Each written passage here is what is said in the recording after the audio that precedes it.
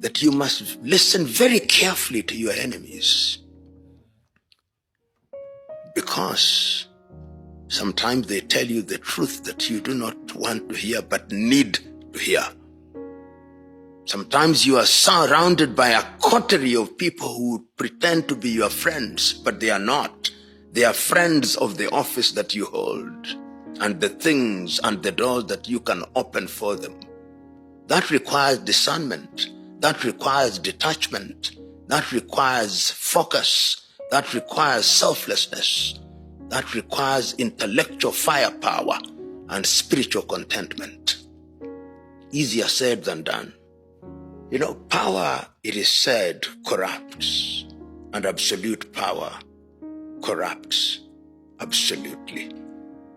But I remember the great Tanzanian President Mwalimu Julius Kambarage Nyerere used to say that when you are called upon to serve, remember that you are not necessarily the best, but you've been given the honor and privilege of serving. That is why we call you honorable. That is why sometimes we even call you excellency, not because you are excellent yourself, but we expect you to do excellent things.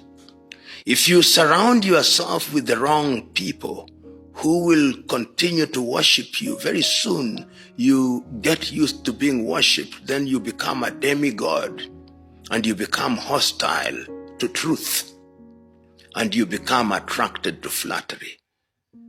The strength of character is very important, and power does not change people. Power reveals who you truly are or truly are. I've interacted with individuals even across this continent, men and women who mean well and they serve well.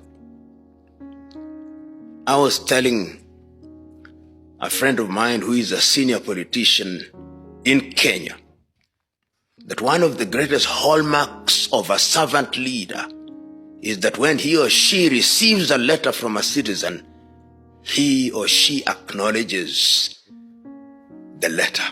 And I've dealt with many African heads of state, and to their credit, quite a number of them, they will cause the letter to be acknowledged. In Kenya, which is my country, you write to leaders, they never respond. Never. Because there is arrogance, which is tragic. So what must one do when one gets into public office? Humility must never abandon you.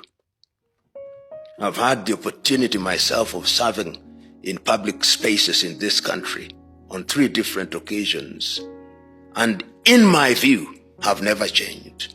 I've always realized that power is temporal and that you only do your bit and leave. As William Shakespeare once said, all the world is but a stage. We have our comings and goings. If you remember that, you'll remember to always have humility as your shadow.